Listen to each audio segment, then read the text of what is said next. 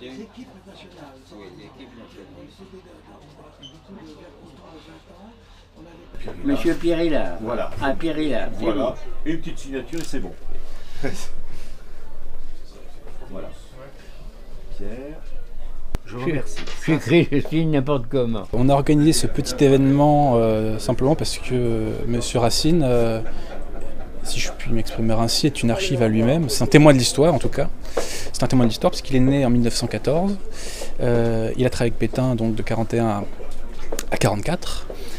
Et il nous avait donc fait ce petit livre, je fais un peu de pub parce qu'il le mérite, dans lequel il raconte son expérience aux côtés de Pétain. Et ça permet au passage de remettre les points sur les i. En plus, on est à quelques jours du 18 juin, donc ça c'est un hasard de la Providence. Donc voilà, moi je prends ça comme un honneur d'avoir pu rencontrer M. Racine, qui a combattu pendant la Seconde Guerre mondiale, hein, qui a été laissé pour mort sur le champ de bataille. Il avait eu je crois qu'il s'est pris plusieurs balles dans le corps.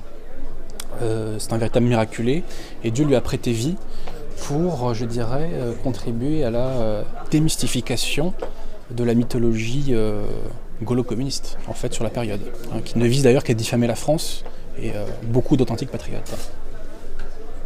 De Gaulle savait très bien ce qu'il faisait.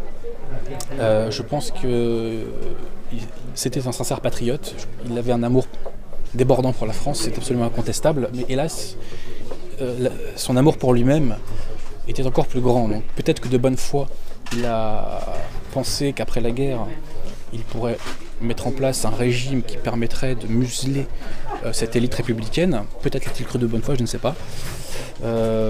Mais au jeu de l'histoire, il passera pour tel, quand l'histoire sera écrite de façon impartiale, il sera le duc d'Orléans de la révolution de 1944. Parce qu'il y a une révolution en 1944 qui a eu les mêmes phénomènes que 1789, hein, changement des élites, liquidation d'une partie d'une classe sociale, extermination, etc., etc., etc.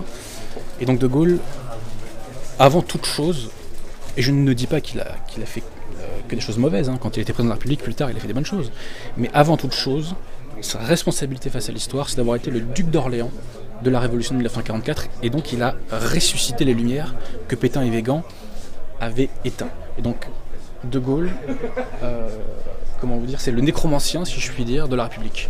Mais c'était pas vraiment une monarchie, c'était un régime à apparence en tout cas républicaine. Attends, en fait, il ne faut pas confondre deux choses. Il ne faut pas confondre la forme des institutions et l'esprit des institutions. Et effectivement, Pétain n'a pas rétabli une monarchie, mais ce qui était intéressant, c'est l'esprit des institutions que Pétain et Weygand avaient conféré aux institutions à venir, parce que le régime de Vichy n'était pas un régime définitif, c'était un régime transitoire pendant la période de la guerre. Mais le régime de Vichy d'une part, puis la constitution que Pétain voulait faire, qui était une constitution républicaine, avait un nouvel esprit.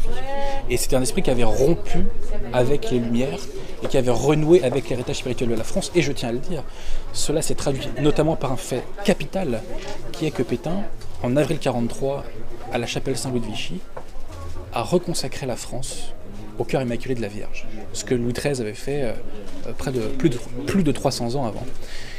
Cela veut tout dire, mais De Gaulle, hélas, a comme effacé cet acte magnifique en rétablissant la République des Lumières et la franc-poissonnerie. Voilà.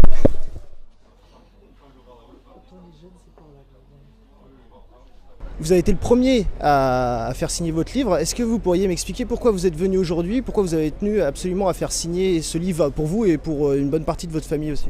Eh bien parce que tout simplement, j'ai terminé de lire le livre de Paul Racine, pas plus tard que ce matin. Ce livre qui m'a enthousiasmé parce qu'on a un témoin direct, que j'ai toujours défendu la cause du maréchal Pétain et que je voulais profiter de la présence d'un vieux monsieur qui aura 101 ans en septembre prochain, septembre 2015, un monsieur pour qui j'ai beaucoup d'estime et de considération, surtout après avoir lu son livre. Et donc je voulais avoir le privilège de le voir, de lui poser des questions et d'avoir une signature de son livre comme souvenir. Voilà, la raison. Qu'est-ce qu'il vous a dit? Il a, en plus des signatures, il m'a parlé de l'homme Pétain parce que je lui ai demandé la personnalité, afin de me définir en quelques mots l'homme Pétain. Il m'a dit qu'en fait c'était un homme dévoué jusqu'au bout pour pour être consacré à la France, enfin consacré, le terme est un peu inexact, mais dans le sens dévoué jusqu'à se consumer, si je puis dire, pour comment dire, citer les propos de M. Racine. Voilà, c'est ce que je voulais entendre un témoin direct, puisqu'il a été au contact du maréchal Pétain de 41 à 44, quasiment tous les jours, donc autant avoir son avis. Voilà. Et quel est votre avis sur De Gaulle du coup, puisqu'on les oppose souvent, Maréchal Pétain et De Gaulle? Eh bien, Général de Gaulle était un homme très intelligent, qui a dit des choses tout à fait justes, mais le point négatif, le point central, il a rétabli en 1944-45 les principes de 1789, et je suis contre, c'est tout.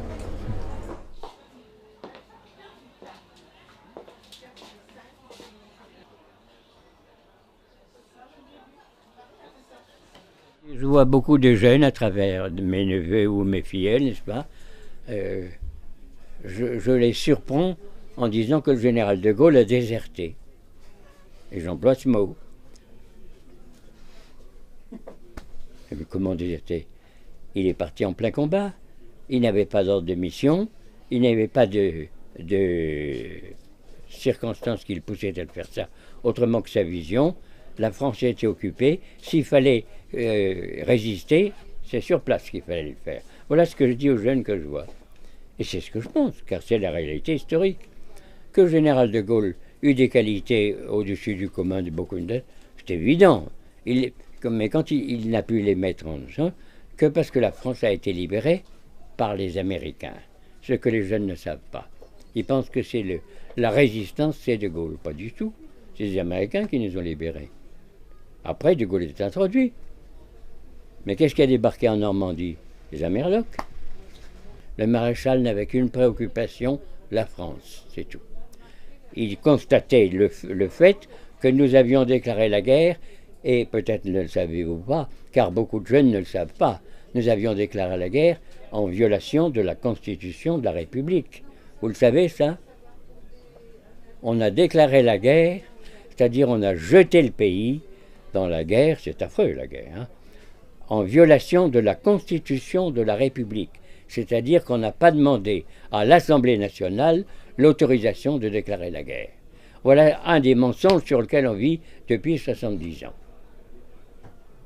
Est-ce qu'aujourd'hui, il faut réhabiliter Pétain, et pourquoi?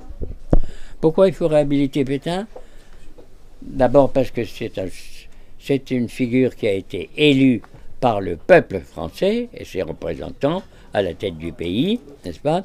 Et qu'on a déformé son rôle, ce qui revient à dire qu'on a mis à la tête du pays quelqu'un qui était en train de le trahir d'une façon ou d'une autre, ou de mal servir ses intérêts. Je considère le maréchal, dans les rapports que j'ai eus avec vous, j'étais pas directeur, j'étais un jeune chargé de mission quand même, au cabinet du maréchal, et quand mon patron, qui était le docteur Ménétrel, chef du secrétariat particulier et médecin du maréchal, s'absentait, je le remplaçais dans sa présence immédiate à la pièce de l'hôtel du Parc qui s'appelait le bureau 126, qui était à côté de la chambre du maréchal. Et je me rappelle qu'une nuit, tout d'un coup, vers 2h du matin, j'entends tapoter sur le mur, je me lève, je frappe à la porte de communication avec la chambre de monsieur le maréchal, je vois la pièce allumée, et puis le maréchal avec un bras derrière la tête. Je lui dis, vous désirez quelque chose, monsieur le maréchal? Non, non, merci, je réfléchis, tu peux aller. Et puis je suis rentré. À 2h du matin, il pensait à des problèmes graves, je ne sais pas lesquels. Je considère que le maréchal est une des plus belles figures de l'histoire de France. Car quand il a été élu, puisqu'on nous parle de démocratie, au moins qu'on en subisse les effets, hein. Quand il a été élu, il a dit à quelqu'un qui l'a servi, l'Amiron, « J'y perds ma gloire, mais je limiterai les souffrances des Français. J'y perds ma gloire, mais je limiterai les souffrances des Français. » C'est en toute lucidité qu'il est entré dans sa dépersonnalisation, si je puis dire. Vous qui l'avez connu, selon vous, quelles étaient ses plus grandes qualités et ses plus grands défauts?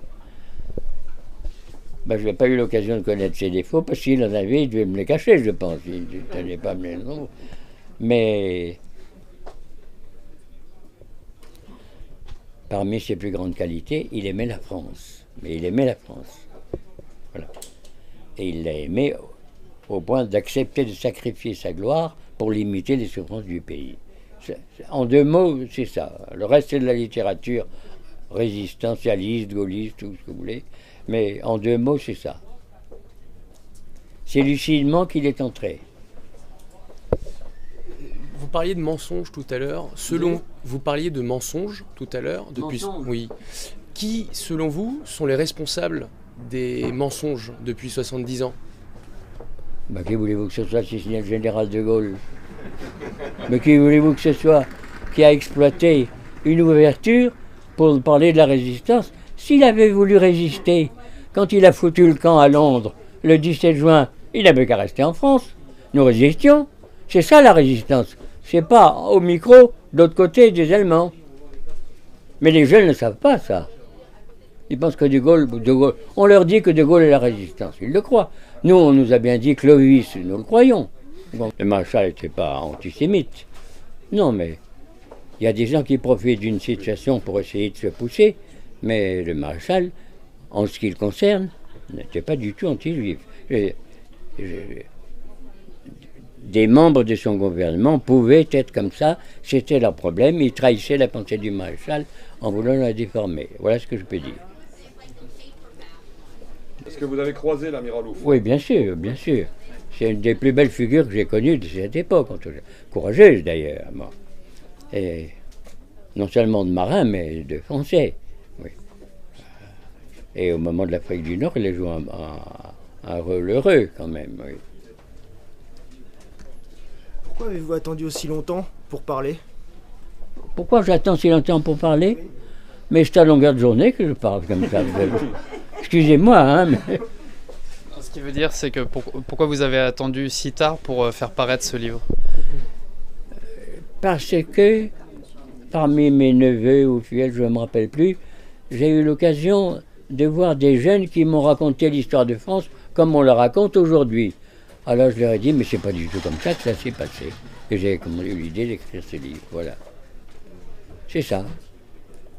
Sachez qu'il y a 70 ans qu'on vous ment, alors que votre mentalité est à laisser de côté et à vous ouvrir à des gens qui ont vécu cet effort. Hein.